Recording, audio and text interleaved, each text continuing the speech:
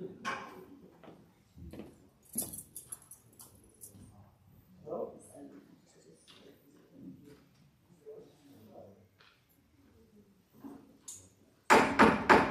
like to call this meeting of the Woonsocket City Council to order for Monday, March 14th, 2022. Roll call, Madam Clerk. Councilman Canoia? Here. Councilwoman Gonzalez? Here. Councilman Gillette? Here. Councilwoman Sierra? Here. Councilman Susie? Here. Councilman Ward? Here. President Gendron. Here. We do have a quorum. The first item on the agenda is a discussion regarding a potential tax stabilization agreement in connection with the redevelopment of the former Sacred Heart Church on Olo Street. I'd like to ask my colleagues, did you all receive an email late this afternoon regarding the tax stabilization agreement? Everyone got it? So what I'd like to do is just begin with saying what I could support right out of the gate. I looked at what was proposed, and what I'd like to recommend is a sort of hybrid where we would go with a 7-year TSA, going with 0 the first year, 0 tax the second year, and then going into year 3 would be 10% of the assessed value. Year 4 would be 20% of the assessed value. Year 5, 30% of the assessed value. Year 6, 50% of the assessed value. And then year 7, 75% value, ending the TSA, bringing you to full taxation in year 8. And that's my recommendation. I would just like to put that out there because it's something that I would be prepared to recommend for Monday for passage of my colleagues. Any comments on that proposal or recommendation?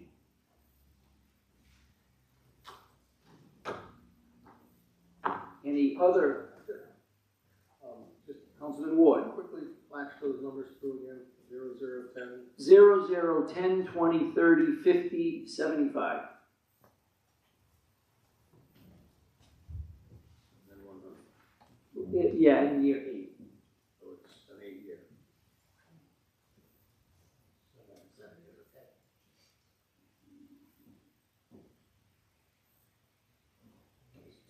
100% would be 8. Yeah, but it's just back to normal. it's normal at year 8. Okay.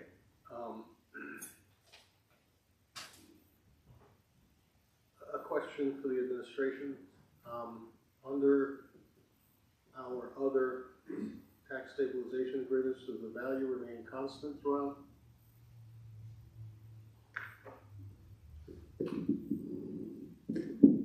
The assessed value? It would depend on how you would structure the TSA, also the rate. I believe the last TSA we did with Rush Manufacturing, there was an option as to whether they wanted to lock into the current commercial rate or if they wanted to float with the commercial rate. And then they made their decision for that. So that's, I'm not sure if that's something you're going to address with this. Well, I'm trying to see if I want to see what we did otherwise, to see how this one looks compared to our other efforts. Most of the time it goes by full assessed value, well, a percentage of full assessed value, and it usually rides along with the current commercial rate. Not current today, but current of that year. Moving with the rate. Correct. Year, but the assessed value that's used stays the same. No, the assessed value would be, Modified by the percentage. no, the assessed value would be assessed Every every year, as it would be. I mean, the assessment would change 3 years, but it would be a discount off of what the tax would otherwise be. but off of a fixed number. No. So every 3 years when a revaluation occurs, the assessed value would change. Yes. Oh, okay. Yeah. Is that what you're describing here? Yes. So it would be an assessed value that would change with the value of the property, modified the percentage for the tax bill, subject to the rates in place in any given year. Correct. Okay. Yep. Thank you. Thank you. Any other comments, questions, suggestions, alternatives? Well, hearing none, we on to the next item. If there's no further discussion for this, I will be bringing that recommendation forward on Monday then as an ordinance. And hopefully there will be support because I'm not hearing any other comments right now. So, My question would be, Mr. President, Councilman Susie. I think that they're in the room tonight. I mean, is that something that would be digestible? Well, it's actually more generous than their 7-year Yes. option. Oh, no, yeah, I agree, yeah, good, beautiful. I'm good. Okay? Good. Moving on to item number 2. I'm sorry if you came out for, you can go downstairs to the zoning meeting. We have a long meeting. Thank you. Thank you. Thank you. Have a good evening. Thank you, John. Moving on to item number 3, discussion and review of both a 2021-2022 substantial amendment and a 2022-2023 draft budget for the Community Development Block Grants, Home Investment Partnership Programs, and Emergency Solutions Grant. Director DeBrois. If I can pass out some paperwork. Absolutely. So our office is doing double duty with downstairs at the same time. So my right hand man on this will be up here shortly. Thank you. Am I in the right place for the Boys and Girls Club meeting? That is downstairs, sir, on the second floor. It's the 3rd floor. You want to take this out of order? Take what out of what? This item? No, I think he wanted to go down to the Boys and No, Girls. because Carl is still finishing up downstairs. Oh, you want us to Yeah, take? do you Oh, want to take this out that's of fine. order? Yeah. I'll do it if you're, I thought you wanted, okay. Motion Yes, to move, yes. motion to move item 4, up. Motion made by Councilman Canoyer, seconded by Councilwoman Gonzalez to move item number 4 out of order. All those in favor? Aye. Opposed? The ayes have it. And we'll move on to discussion regarding the Woonsocket Animal Shelter, including improvements to the shelter located at 105 Cumberland Hill Road per bid 6065. Director DeBrois or Director D'Agostino? Whoever's, I don't know who.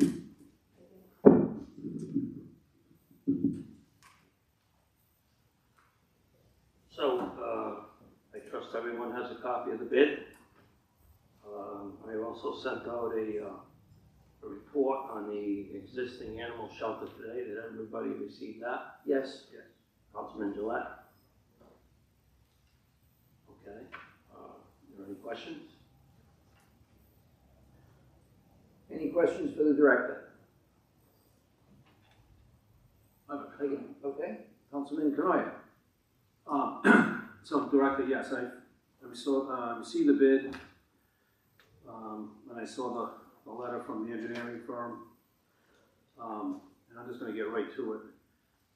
I'm at the point where I'm really getting tired of even talking about this. Me too. Good, we're all on the same page so far. We have a building where we've had an animal shelter for 50 years. I know there was a discussion about perhaps putting it up at the River's Edge Park at one point at the old concession stand. And I've already said previously, and I'll say it again tonight, and obviously I'd be interested to hear what my colleagues say, but I will not support putting an animal shelter up there now that we have a dog park in that area. I just think it's frankly cruel and unusual punishment to have dogs in a shelter behind cages while other dogs are being played with by their owners. And I think it would just be an ass show. I mean, if you go down to the animal shelter now and there's dogs in there, it's just a lot of what you would expect. A lot of barking and noise and so forth, and I just don't know I just won't support putting the dog park in such close proximity to an animal shelter. That's number one. Number two, the animal shelter we have has been there for 50 years or so. It has served us well. Frankly, it needs maintenance. I did read the report, and it just highlights to me that we too often in this city let things go. We let things go, and then we say we need something new. We got to do better with that. But I don't think everything I read in that report to me is all modest stuff. It seems to me we can go in there, wash the place down, we can get a fire hose, there's probably a fire hose in close proximity, I don't know. And I would think that our Public Works Department, Steve, somebody down there knows how to use a paintbrush that could paint the place. If not, then we can get volunteers. As far as the Shade Pavilion, it doesn't look like we reached out to the people that gave us the original bid. Correct me if I'm wrong, I didn't see anything from the other folks. Was it Lakeside or whatever that did the one that got installed in the wrong place? So I'm sure we can put in a pavilion there, even if we have to move the other one back. That was the intent. I am not interested in spending $257,000 to paint this, to put in a pavilion for $44,000 when we just bought one for $12,000, and I understand inflation. And as far as the addition, again, I think we can talk about that. If we have to take this in steps, so be it, even if we have to get volunteers. We had volunteers put in a concession stand over at World War II Veterans Memorial Park. Maybe we can do the same thing here if necessary. So the bottom line is, I just want to get it out there. I'm not supporting going anywhere else for the animal shelter, number one. Number two, I'm not going to pay $44,000 to have the place painted. I think that can be done either in-house or with volunteers. As far as the shelter, I think that's going to be figured out because, again, $44,000 for a shade pavilion when we had one for just under $13,000 that was put in the wrong place is not my problem. Council President. Oh, Councilwoman Sierra, I didn't know who said, sorry. Thank you, Jimmy. I'm sorry, Councilman Canoyer. I happen to be of the same mindset. I would like to see an investment in the building that we currently have. Thank you for the report. Obviously, it highlighted the issues that I have been saying for quite some time that has been going on down there. I understand it's a big price tag. That bid came back pretty high. I don't know if the course should maybe be to go out to RFP again, or to look at this as a group so that we can see where we can eliminate some of these high expenses. Obviously, I have no issue with having the pavilion moved to where it was supposed to be, so that takes a considerable amount of money off that bid in itself, as well as the painting. And certainly, I am willing to do what I can do to raise funds and raise a group to help if that's the route that we have to go. I do think that we need to make a decision soon because, again, this report highlights the conditions there. The fencing is the most, for me, is the scariest, as well as the possible electrification of the cages. Like, there are some serious things that have to be fixed. For me, it's a matter of saying, okay, you know, we can afford to do 100,000 of improvements in this building, or the city can afford to write the check for 100,000, and then maybe we can see what we have to raise above and beyond that to get the most critical things done, because there is stuff that needs to be done there. And I'm much like Councilman Canoyer, I will not support moving it. I don't believe in throwing away the baby with the bathwater. We have a building that's usable, and the bones are good per this report. So that's kind of where I stand as well. But I would like to work together to accomplish what everybody wants, the betterment of the conditions of our animals. Thank you. Councilman Susi. I agree. I read that report, and it's been there 50 years, as Councilman Canoyer said, but but it doesn't mean it's not. This report tells us that it's not sufficient. It's not a nice place. It's not a place that we're comfortable with our, putting our animals in. That has to be addressed. And if it's at the place it's at, I have no. I mean, the bids are high, but we got to do this, and we're going to do it right. I mean, we can't. In 5 years, we'll be looking at it again. In 10 years, I mean, talk about smart investments and not keeping up the upkeep and so forth. We have an opportunity right now to.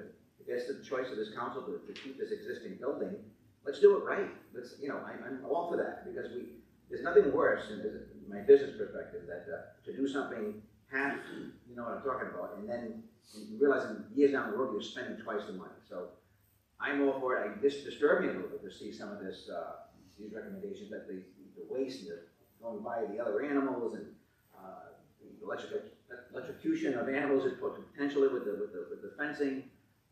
What are we doing here? I mean, we either address this as a community or we don't, but we do it, we have to do it right, and for the benefit of all the taxpayers in this community. So I'm not in for a half job. I want to do it right. So I'm for it. I'll stay where we are, but we can't mess around with that. And I think the citizens of Woonsocket deserve it. There's enough pet owners in this community that really feel for their animals, and it's important. So let's get it done. And we've been talking about it for, you're right, way too long. Yeah. Thank you. So I just wanted, if I may. Director D'Agostino? Yeah. So, you know, as the Director of Public Works, you know, I see some of these things concerning. And, you know, I don't want my name attached to it, quite frankly. But we have a city, you know, we have a city inspector, okay? Building inspector. That's who needs to go down there and flag some of these, you know, things that are inconsistent, like electrical, whatever. We have an electrical inspector. I mean, it's run by the police department. I know everything falls to Public Works, but this is not something I operate. Okay, quite frankly, I don't even go in that building. Okay, I very rarely have ever even been there. But I mean, there are things that need to be addressed, and I agree with you. I mean, we need to straighten out the electrical situations, the drainage or whatever. And there's, quite frankly, things in the parking lot that there's holes in the parking lot. So I think you all need to make a decision. Are we going to repair this building temporarily or whatever, or are we not? I mean, clearly there are some things that are concerning besides paint, and you know, that's a cosmetic thing in my opinion, and that can be done after all the electrocution issues and poor drainage and whatever are addressed. So, but, you know, The addition is pretty important too. the what? The addition is very important too. There's clearly just not enough room for the animals Well, or for the staffing. That falls under whether you are collectively going to agree to stay there. I mean, I don't have that authority. I basically fix what my boss tells me to fix, and you all appropriate. I don't have a dog in the fight, no pun intended. Okay? So either place is going to take money.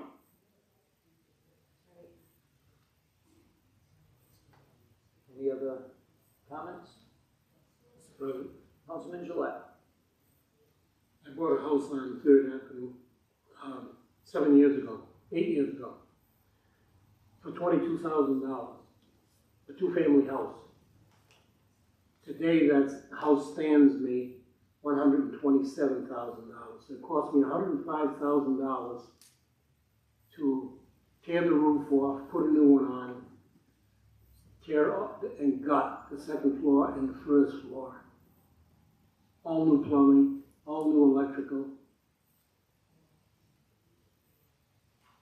For about $105,000. I know that today's prices are high, all right, in comparison to when I bought my property a few years ago. But we need to fix this place. I'm in agreement with that. With the $44,000. Was it $44,000 on the bid? 258 multiplied, 44, 40 on the pavilion, 144 in addition, if I remember right. 177 for the addition, 36,000 for the painting, 44 for the pavilion. So that's what the total is, 257. Do you think that's reasonable or high? No, that's highway robbery. Yes. No problem. Okay, good, I'm glad we all agree. Councilman, just so you know, that does not address the deficiencies in the report. That's just what went out to bid. The deficiencies in the report are in addition to that. As I say, if you're gonna, you know, patch this place up or whatever you all collectively decide to do, you know, RFP, and I know the charter says that, but it's not always the best approach. I mean, it's the best way to get robbed in many cases, but there are some, you know, Gillette Roofing or whatever. I mean, you can probably go in there, you know, I'm just using that as an example, but I'm just saying, there are some contractors you can get in there for much cheaper, much quicker. But when you go to this approach, the RFP, you're at the mercy of whoever bids. If nobody bids, then someone just throws a number out there and says, well, nobody wants this job anyway. I'm gonna throw $250,000 at it. When it's, you know, it's probably worth about, I don't know, probably $80,000 for everything. So, it's, you know.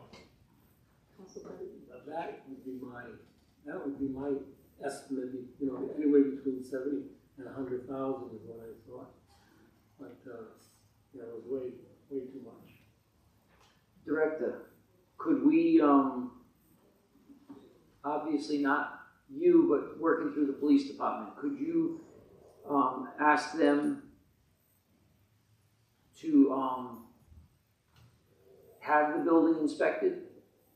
Yeah, well, I think we sent our building inspector down there, Larry, and he's been there before. And then one of the first things I would do is just get our electrical inspector and just get an electrician in there and start fixing deficiencies. Yeah, That would be one of the first things that I do.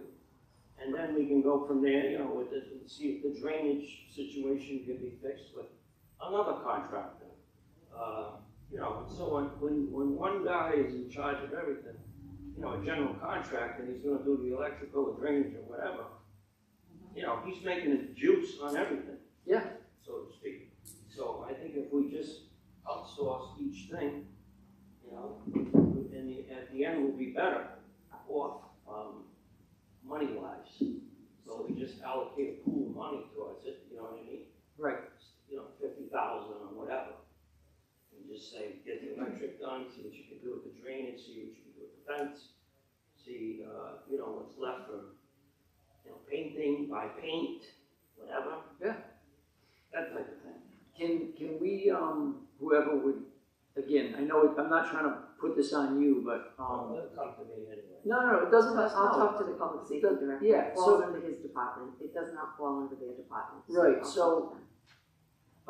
Can we see what it would be to have Lakeside move the existing shade Not pavilion? Not existing shade. We'll call Lakeside and see if they'd be willing to bid. But it makes no sense to move it because we just have to buy another one to move it there. So we may as well just see if he would come in with a fair price. Yeah. Well, I'm only saying, no, that makes perfect sense. I'm not, but what I'm saying is if the price is now 44,000, it does make sense to move it because it's, But then we'd be paying 44,000 anyway.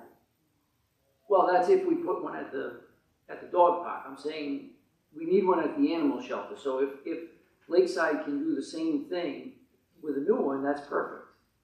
So when everyone's done, I just have one Sure. bit of information to share. Okay. Councilwoman Gonzalez? So when we're talking about the two different equations, my just random question, would there be another location that maybe if we don't come back with like lesser bids, obviously before anything really happens, for me, when I read the whole thing about the electrical challenges, I think that needs to be addressed regardless, because it takes a process of time before anything is decided and anything is done. But would there be a possibility that there might be like another location that everybody would be agreeing upon if it became too much for this one specific location? That's regardless. I mean, what you have here has been pointed out now. So the horse has left the barn, that there's a possible electrical issue here. So this is. No, I know this that's is part of there it. now. I know that part of it. It's gonna take, that needs to be addressed to me like at ASAP. It's a danger. But there's a lot of other things that were in the report, and like the addition and all that stuff that I don't know if possibly, I know we've been looking since I've been here, we've talked about these two specific locations. Wondering if there might be another location that we haven't considered definitely being, would be something that everybody would agree on. Just a thought. Any other? Just one Councilwoman comment. Sierra? Oh, comment, Councilman Ward for the first time. A quick question. I know it's just recently that people have gotten back to school, and it's been a while since I've seen our career and tech center students do construction in the city. Last time I think they built a house. Could we approach them about possibly contracting for some foundational work and having them finish up a pavilion at the location? It might be a less expensive way at least to handle that aspect of it. Sounds The rest of logical it, to me. we might have to go to bid on, but at least that piece of it, I thought, maybe that's a better way to skin that cat, as it were.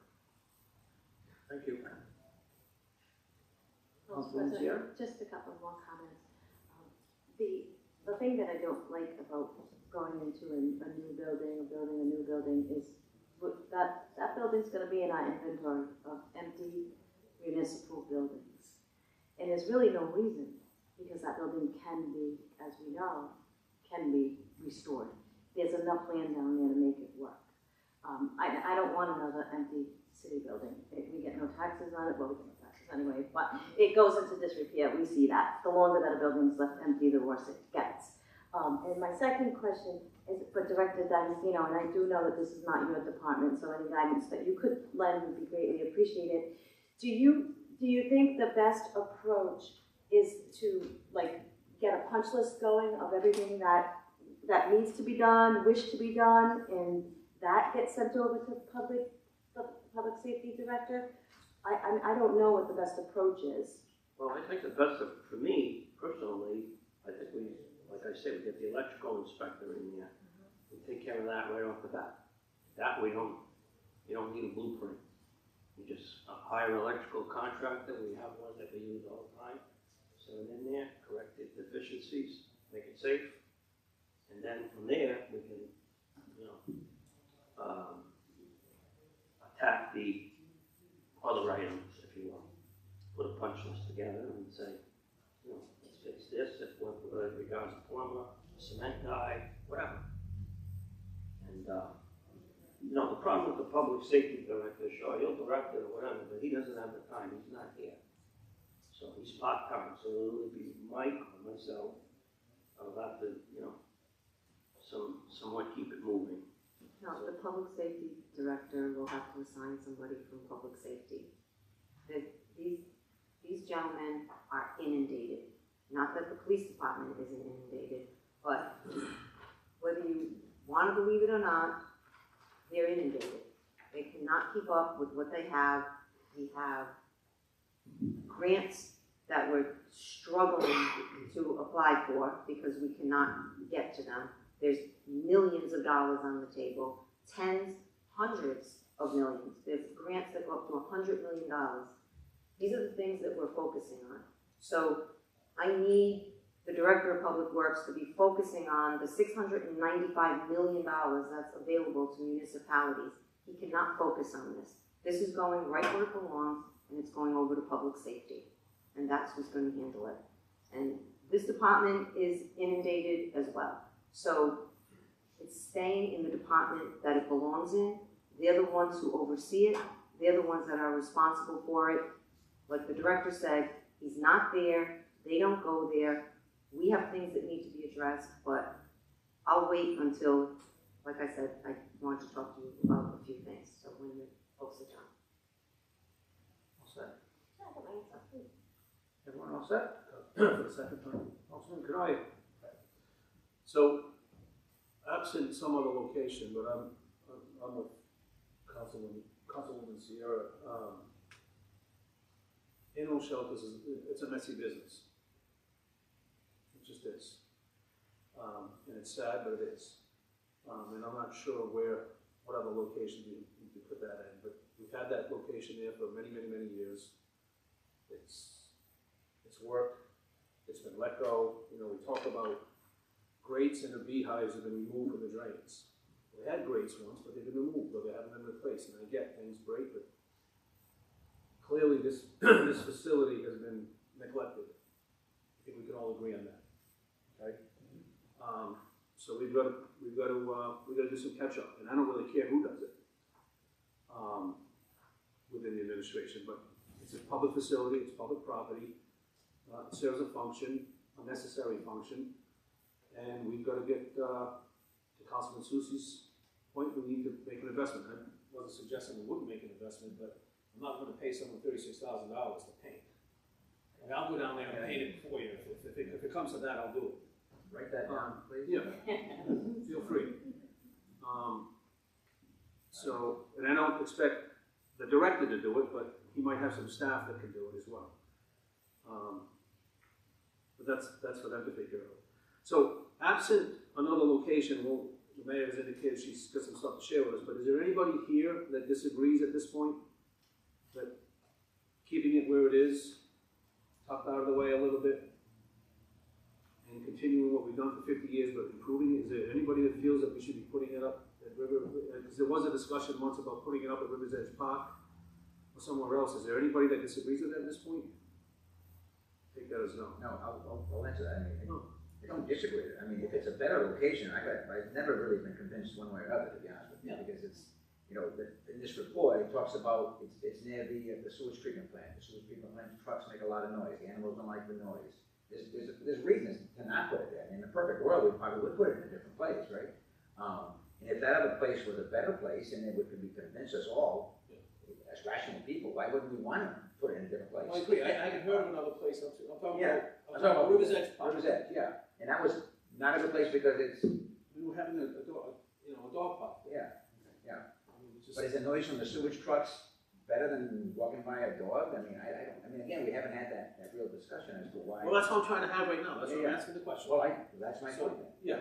So And actually, they use those noises to help train the dogs as well. That's a double-edged sword. It scares the dog, but it helps the dog trainers that are in the building to help calm the dog and deal with that before they get adopted. So it's not really a bad thing. Well, it's noted in this report. so It is, stress it. But did you hear? It's also noted that the officer down there says that she utilizes that to train these dogs. How to behave when a rescue goes by or a fire truck. Yeah, it would be obviously trained. And the walls are insulated, and that's a big difference too, I think. Again, I think going back to my point about it, in my case, is let's get it done and get it done right. But the way we're talking right now, this is not going to get done in our terms. I'm seeing this right now. I mean, just the talk is not. We're not making decisions. We're just talking about little bits here, little bits there. What are we going to do? So I will say, Yeah. when did this RFP go out? Came in, I think, on February 22nd, but when did we issue it?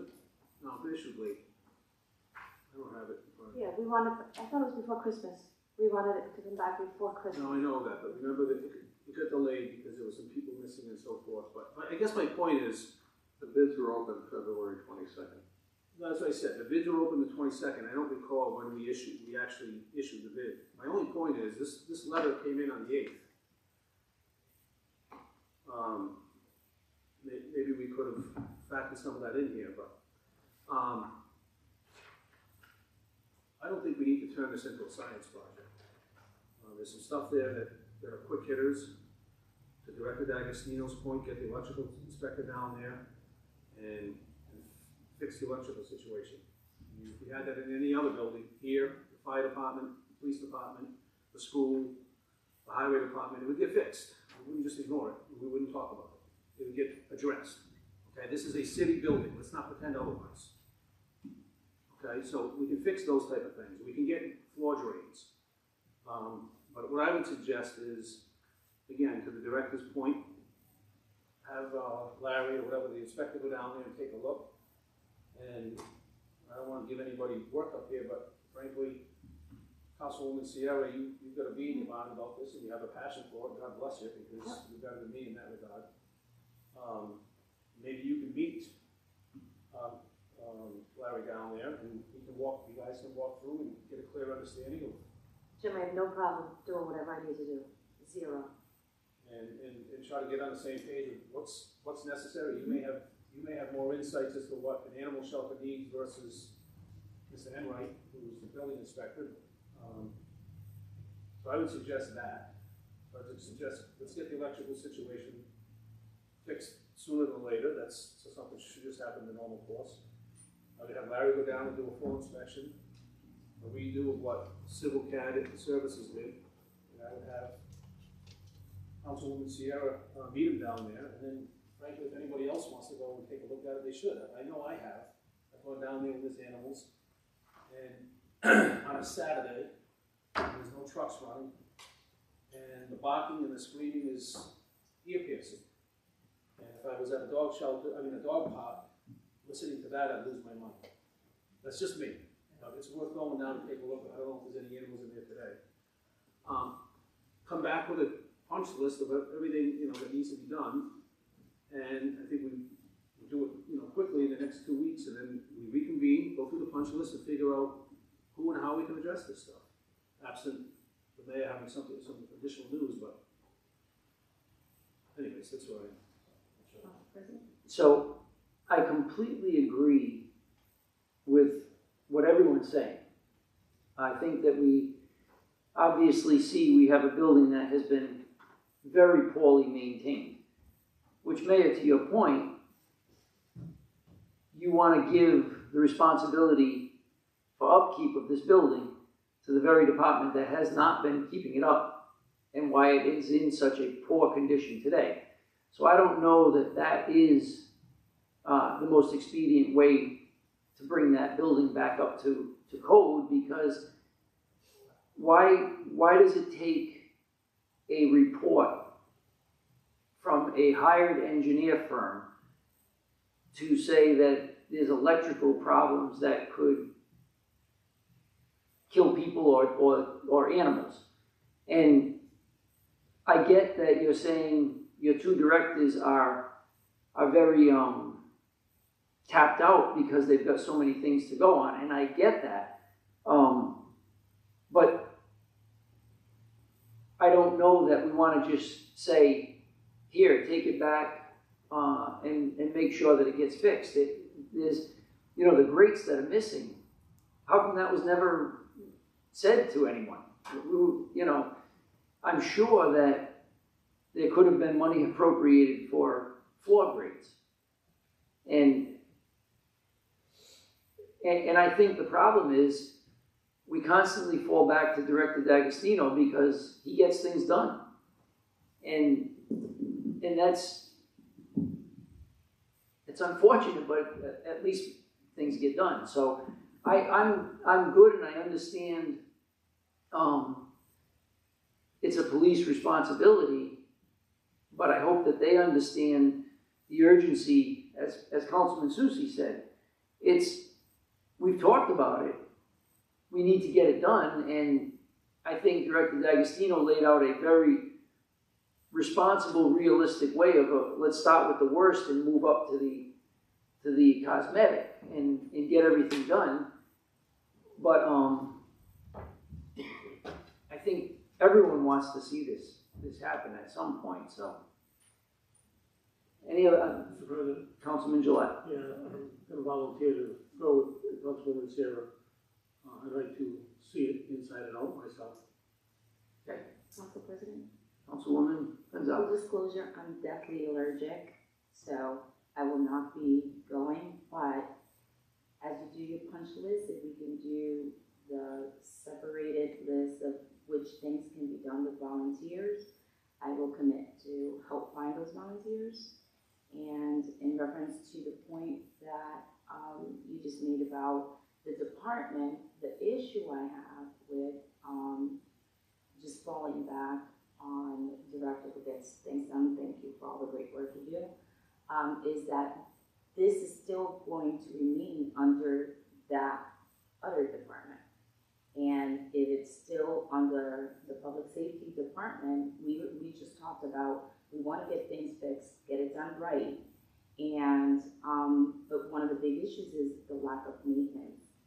I think that the department that is under it needs to assume the responsibility and there has to, we have to come up with a system or something, not just for what needs to be done, but how are they gonna upkeep it after? Because we're gonna invest all this money, and they're not gonna keep calling the director, to go over and handle all the other things. I think they can work together maybe in the preliminary stages of this, but this is not gonna get moved over to a different department. It's still going to be maintained by that other department. So where do we say to somebody, this is your responsibility, you didn't do a good job, is no longer, it's still there. I don't know what the answer is, if it's getting someone in to specifically oversee this, or that maybe that department has to hire somebody just specifically for this. I don't know, but long term, I'm thinking more long term. It's not just about fixing it; it's about keeping the maintenance. Yeah, It's no, I their agree. responsibility.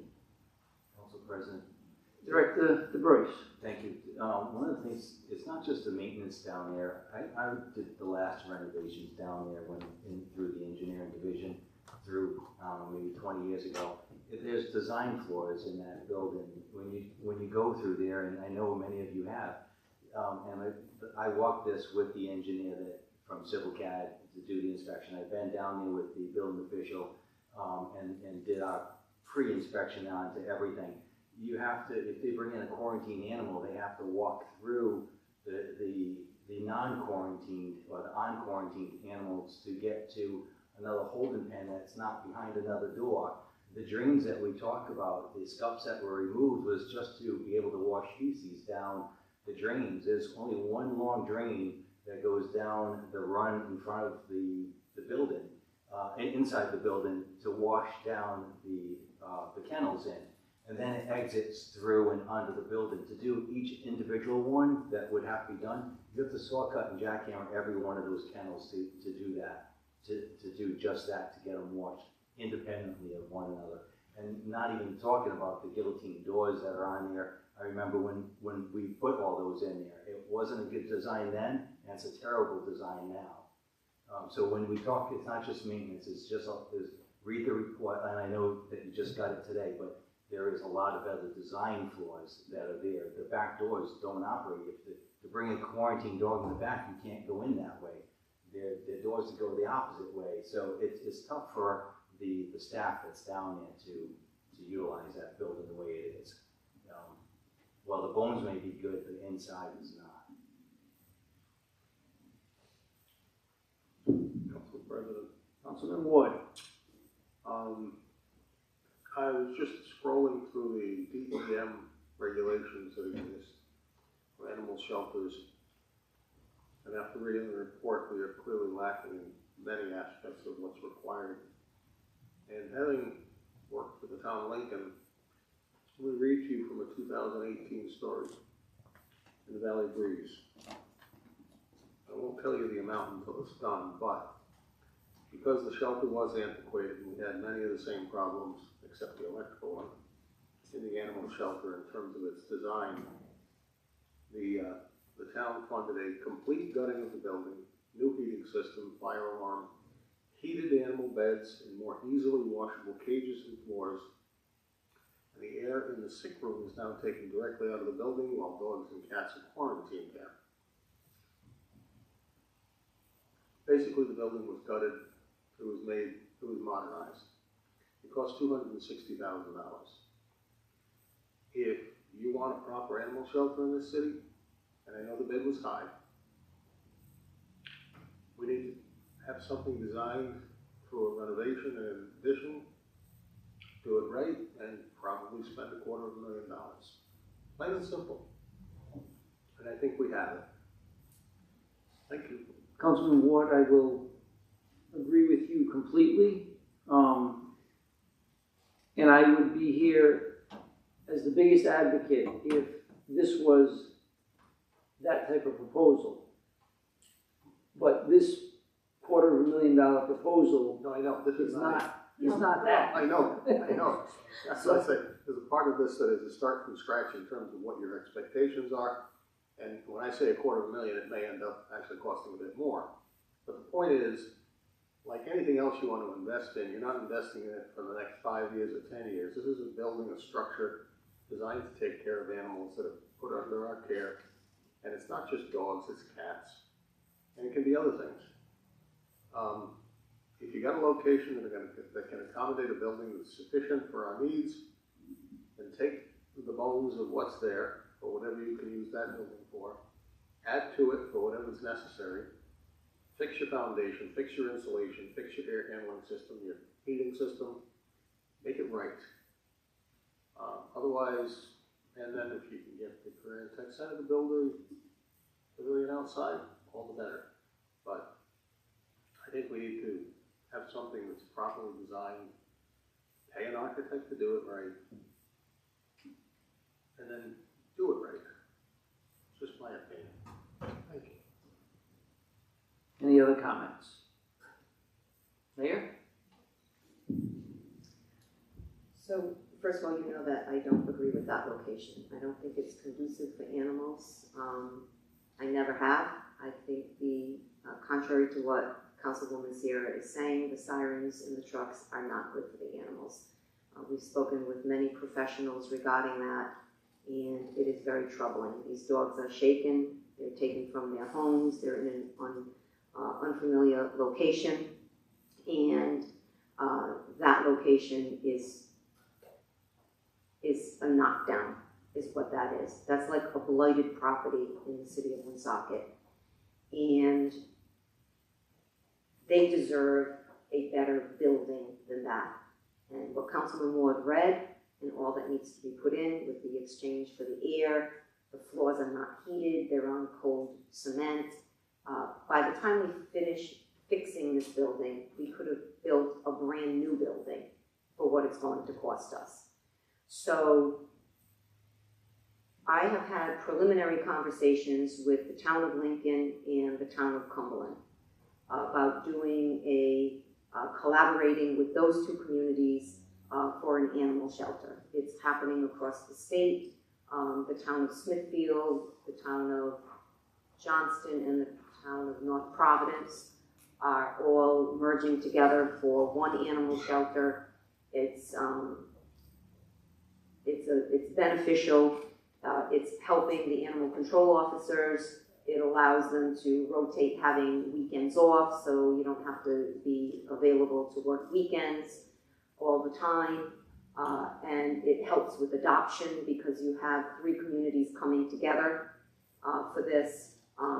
Cumberland and Lincoln they have already moved forward with the collaboration and the regionalization. I did speak with both mayors. They are both receptive to allowing the city of Woonsocket to join them. Just to put some of the funding aspect in perspective for what you're talking about for the cost, which will no question exceed what the bid is, because that's not even addressing the other issues that were found. But it's costing those three towns that are building a new animal shelter, which is Smithfield, Johnston, and North Providence. The three of them combined, it's costing them about $350,000. I'm sorry, each community $350,000, and they are going to have a state-of-the-art animal shelter for the same investment that you're probably looking at an area where nobody even knows it's there. It's hidden behind the fire station, and it's near the wastewater treatment plant.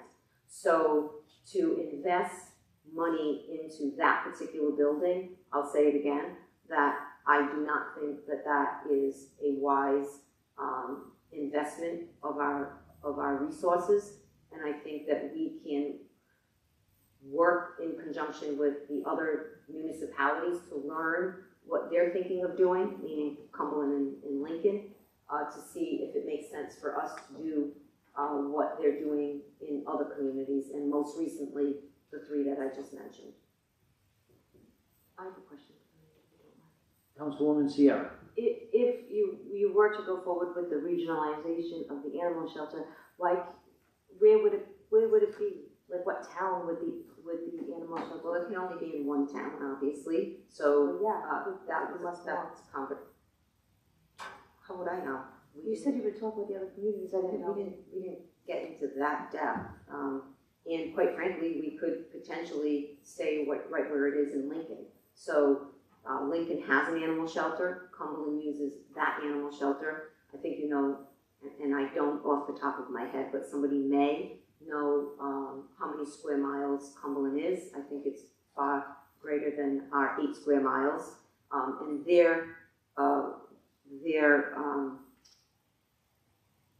they have collaborated with Lincoln. So they are already teamed up. So Cumberland and Lincoln are already teamed as an animal shelter. Like I said, I spoke with both of the mayors.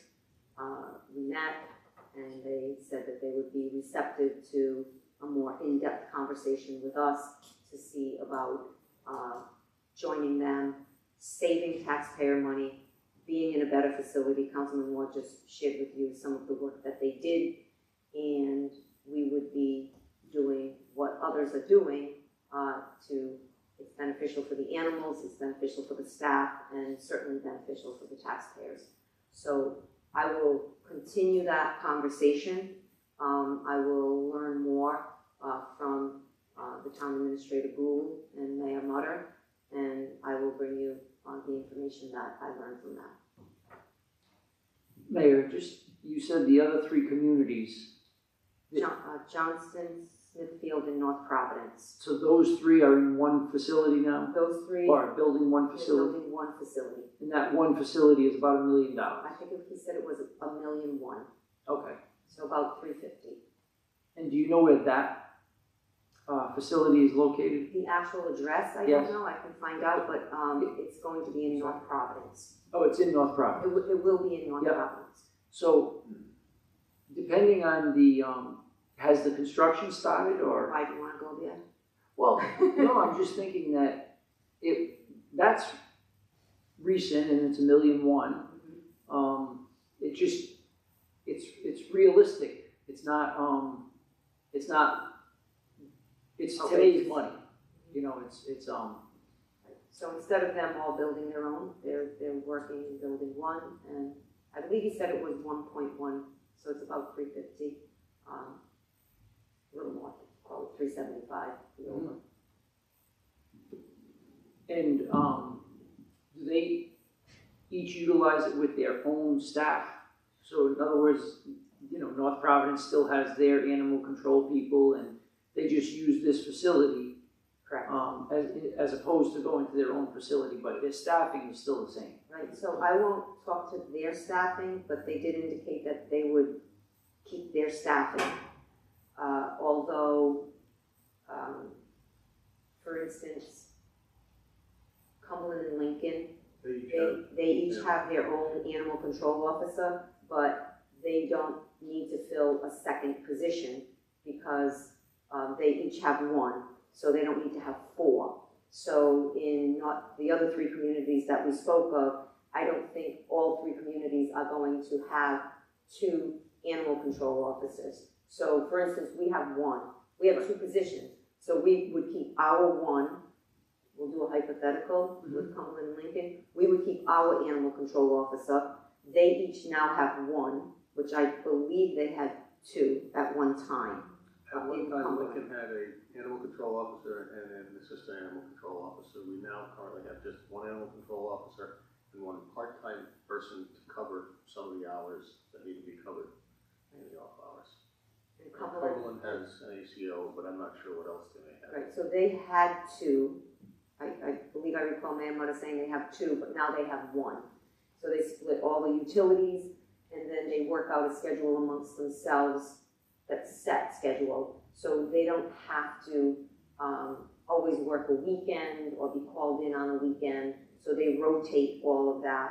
Or actually, I think in the Lincoln and Cumberland case, one of the girls is more of an early bird and one isn't. So they take the earlier shift, the other one stays the later shift, and they just work it out. And then, and Councilman Ward can answer this, but the town, they share in the expense of the utilities.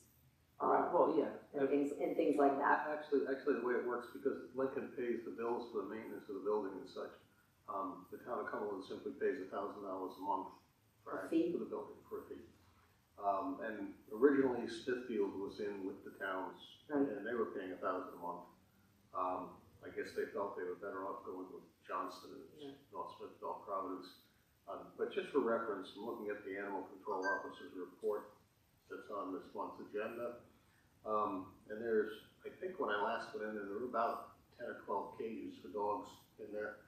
At the beginning of the month, they had 4 dogs in the shelter. They picked up 4.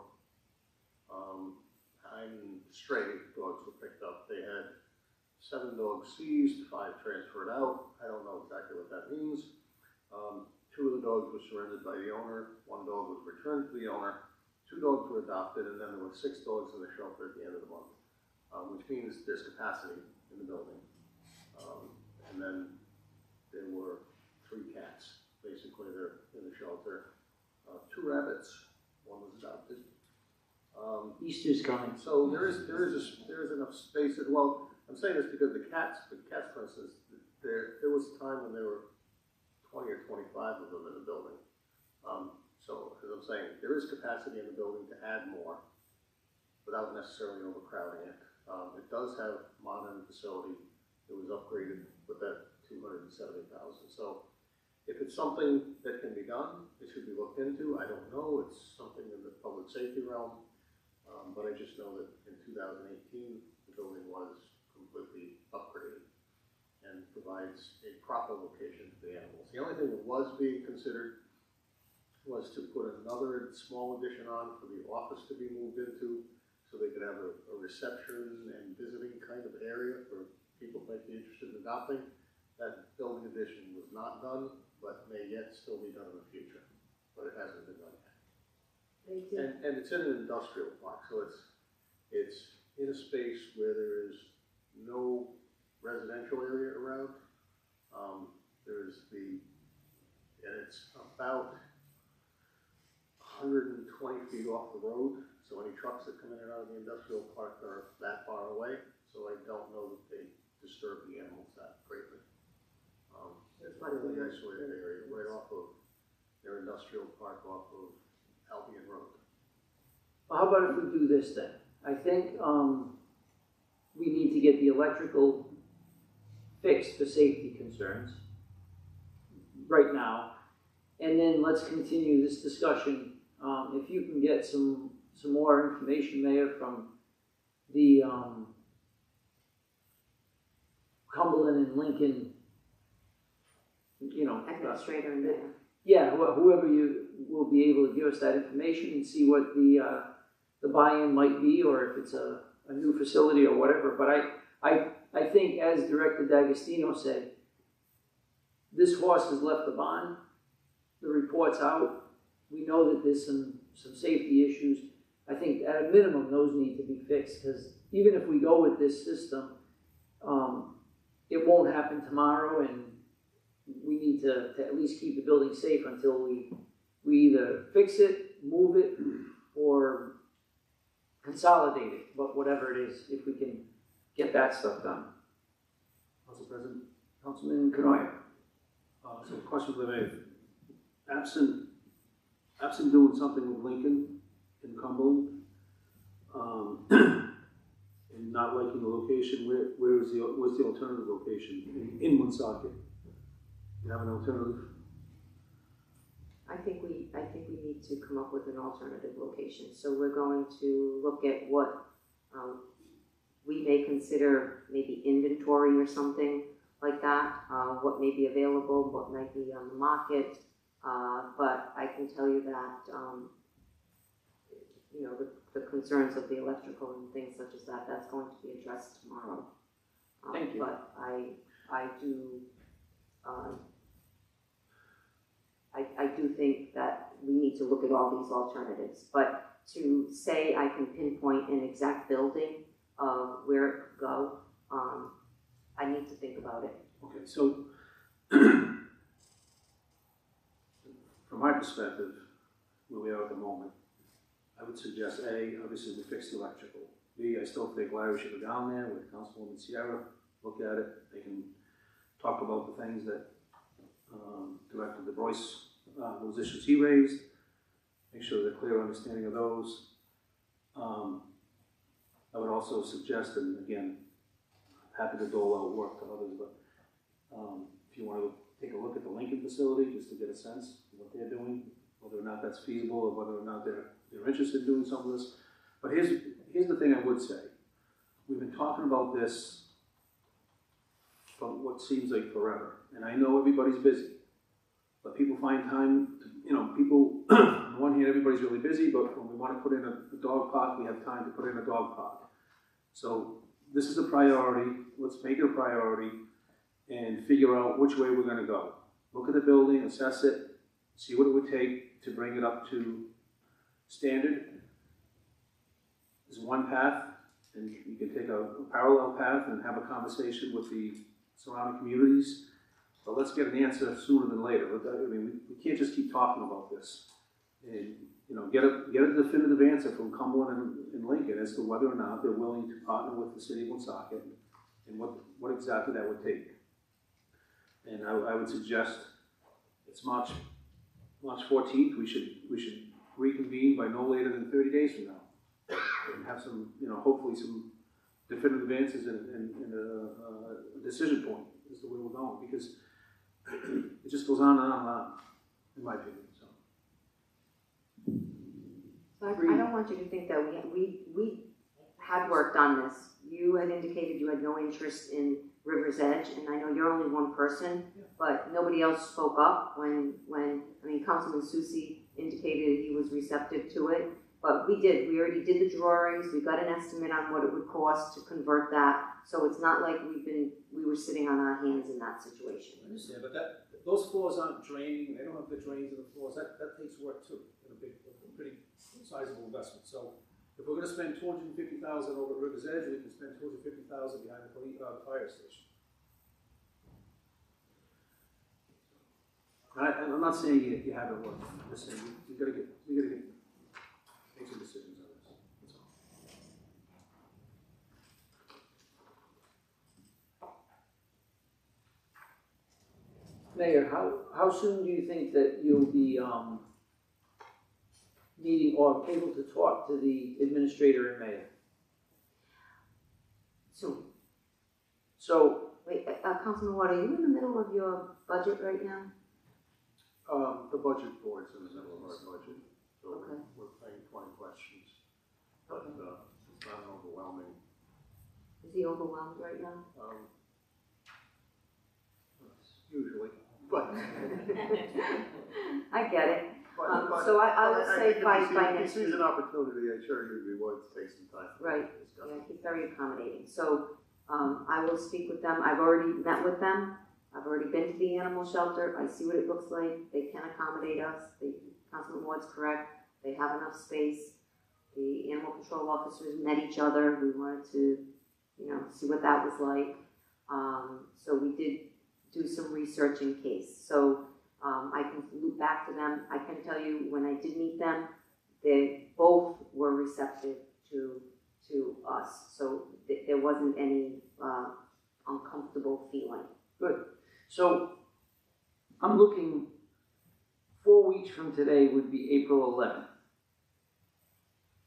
which would be not our next, but one of our off Mondays. Okay. So if we could tentatively plan to reconvene on the 11th and get 2 updates, one for the regionalization and 2 for the safety concerns of the current facility, just to bring the electrical stuff up to a safety level.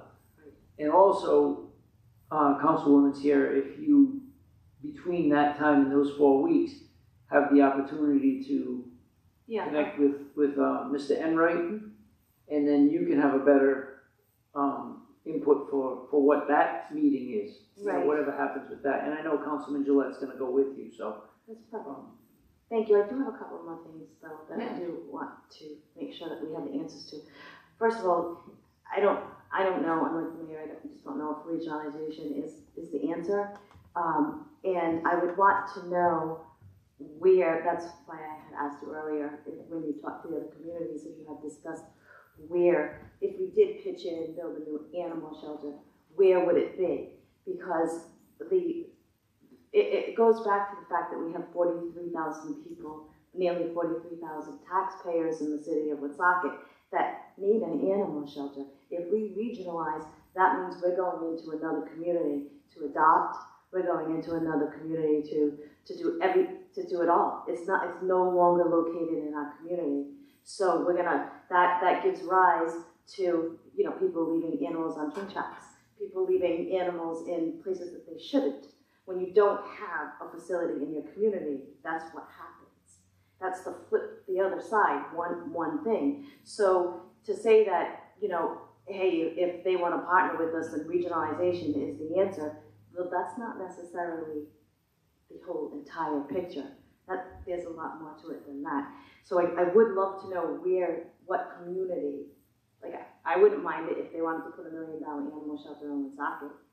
We probably wouldn't mind it either. But where is that going to be located?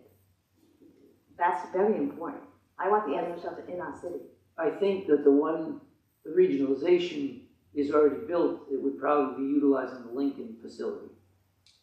I'm sorry, I must have misunderstood. I thought they were already partnered with North Providence. No, just Cumberland. Okay. North Providence, Johnston, and Smithfield were about to spend $1 million to build their own. And Cumberland and Lincoln are together.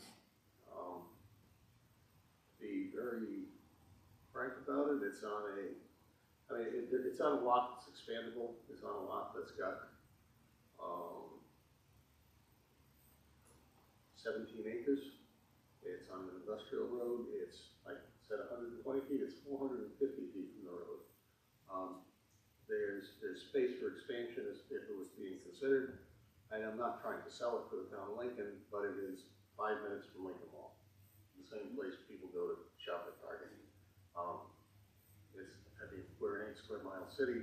For somebody to go to another town is like going to the same town if you were in Smithfield, because of the distance of being so close.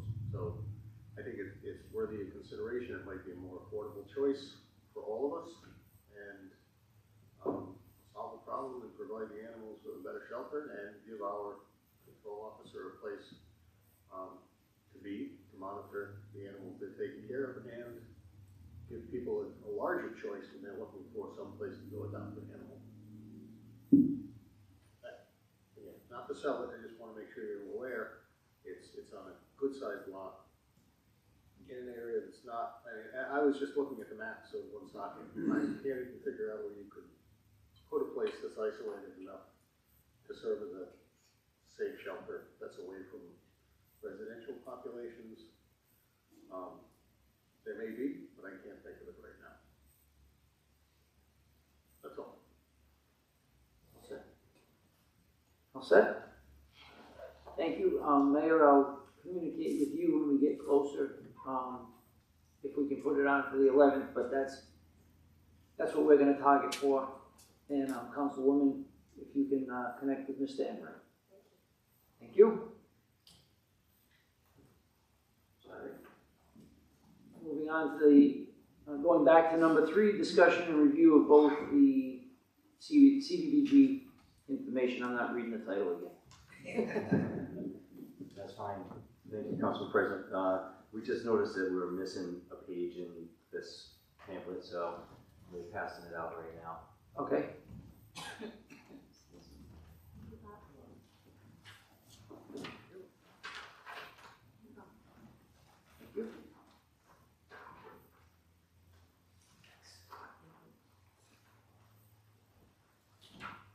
So before you tonight is the, look back at when we did the March 7th City Council meeting, when we passed out the dates, the timeline that our office has put together along with our consultant as the target dates that we need to hit in order to be on track for the community development block funding. This is the workshop that we asked for with the City Council to show you what we have for a budget for the $1.25 million that the City of Woonsocket will be receiving from HUD. And what we did is took that and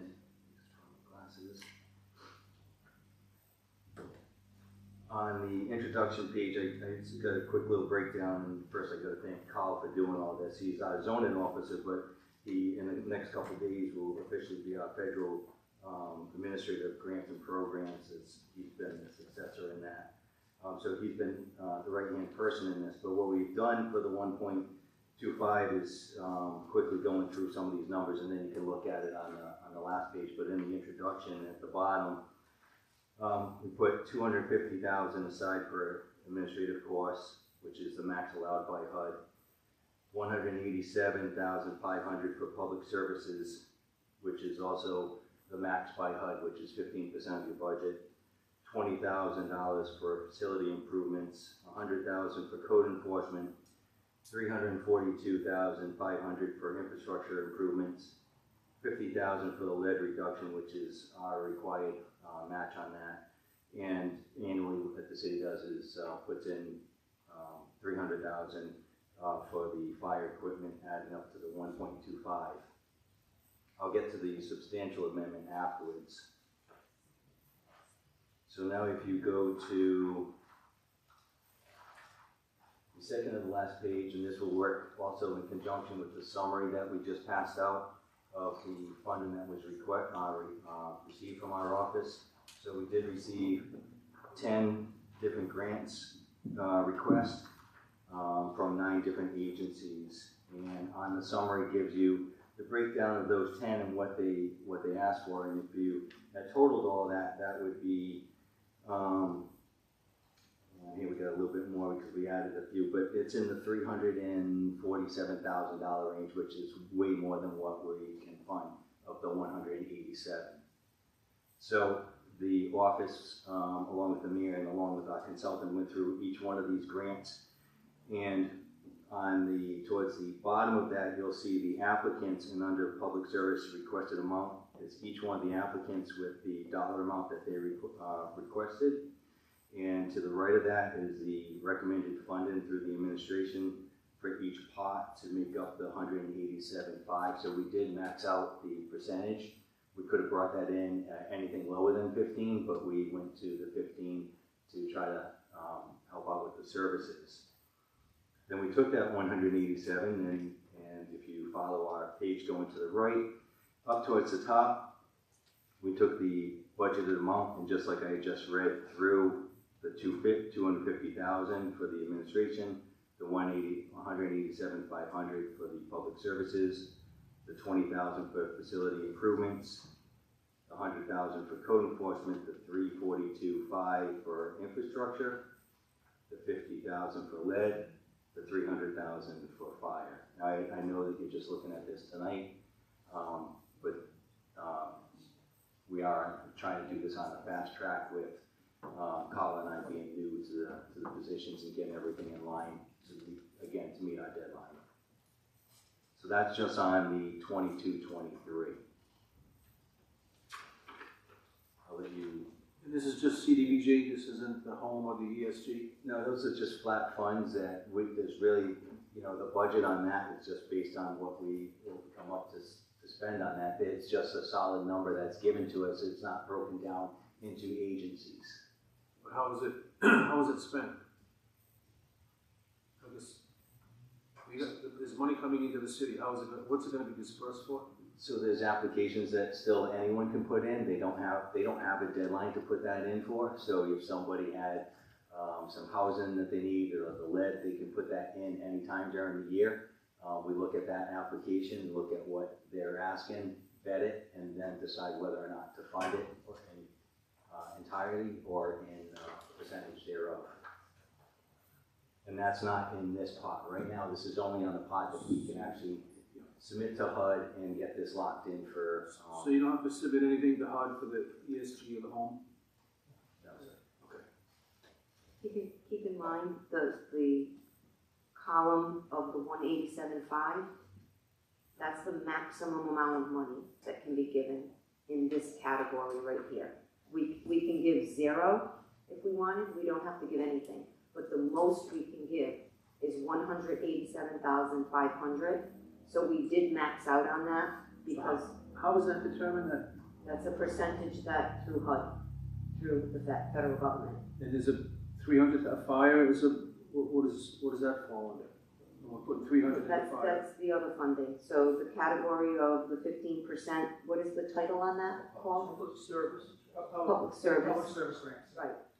So keep in mind, the other money you just asked about, ESG, these things don't fall under, like, say for instance, Woonsocket Warriors, they cannot ask for funding through ESG. Understood. So they're in a category where they can ask for funds, and you can, and Kyle can correct me if I'm wrong, because everybody's been teaching me, but you cannot request funds in the amount that the total program costs.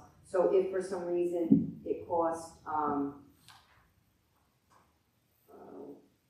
say Downtown Woonsocket Collaborative has something that they're looking to do, and the total cost, hypothetical, okay, was $15,000, you can't give them the whole $15,000. They have to have skin in the game. Yep. So I guess I'd like to see with those regs, Mike, in terms of how this is broken out. I understand you're saying there's some percentage for public service, but for That's the only thing that is the percentage-wise, Councilman. So that's the only thing that they say is on public services, the max you can give up to 15. We could take the whole other, take 1.25, subtract 187, and buy just all new fire trucks, and the fire chief would be happy. But we broke it down to other needs that we have in the city that I understand. that we typically have. But are you suggesting that you can take 15% for public service and the other 85% you can buy fire trucks, or you can do other things, That's correct. including give more money to any one of these people that are listed in the No, 187? we cannot. No, that's the max on that, $187,000 total. 187.5 is the total. Now you can give that to one, but none of them asked for 187,000. Yeah, no, I understand. Thank goodness, but they did total more than 187. It was around 347 and change. And again, what are their descriptions? How do they break it out? Public service, you said 15%, and what do they call the other category or categories? The basic ones, I mean, you could put it all under infrastructure, which Director D'Agostino would love. You could put it under facility improvements. Is that what HUD, are those labels that HUD has, facility improvements, infrastructure, Yes. fire equipment, lead abatement? Those are all qualified expenses that you can put into HUD. I have a question. I'm sorry. Oh, no, I have no question. I know, because I sat on this commission a couple of times, the review of it, and the fire department. Yeah, I'm sorry. The fire equipment, 300,000, is that like a, I remember our hands were tied because we were committed from years past that we had to give a certain amount to pay the debt on fire equipment. Is that still the case? No. Okay. It was that way for a long time. That's how we paid fire equipment. I was saying there's maybe the category of being a 108 loan where you can actually borrow ahead. Right, So we that's had what that I'm obligation. Yes. It was, I think Mayor Menard's administration did that for the middle schools.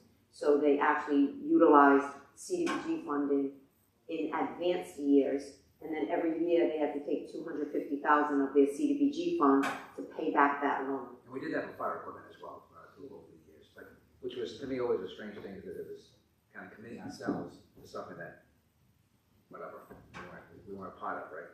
But okay, but right now, that fire department, that fire equipment is not not something we already spent, okay, cool. Mike, Director, when I look at the breakdown on your category, it's got public service, which we said is the 15%. The other 85% can be separated amongst facility improvement, commercial facade, code enforcement. Are these the only HUD categories that? Well, you could put subcategories to those. You can break it down, which we like to do when we actually put in a number to it, so we can track it a lot easier. So something like Cass Park will have its own number to it, but it could have just basically been under playgrounds. But since we already know that we're going to continuously do stuff with Cass Park, we broke that out and it will have its own, number in the system, so that way it can be easily tracked. No, so what I was looking at is something like police equipment isn't listed. Doesn't qualify. Really? So they'll fund fire but not police?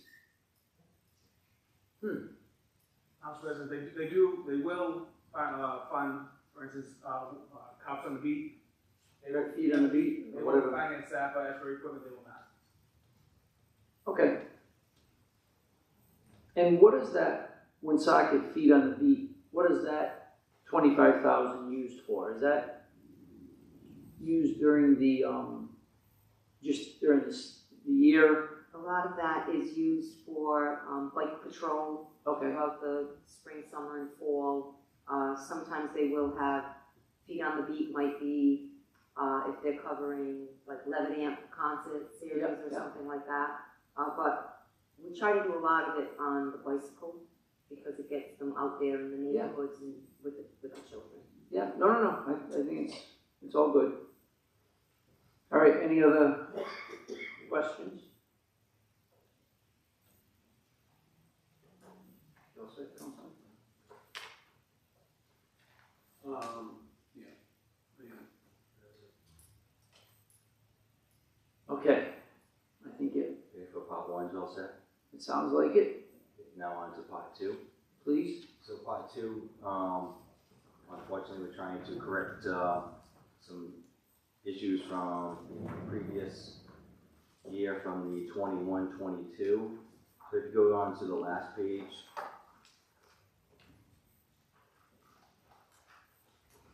So under the first column, the 2021 Community Development HUD approved, that was what was submitted into the system that HUD has for tracking the IDIS. Thank you. IDIS, which tracks everything. So those are the numbers that were put in back, I believe, would have been before July of last year. What we're trying to fund now is the $300,000 for the fire apparatus that we need to get the funding for. So in order to do that, we need to transfer in excess of $150,000.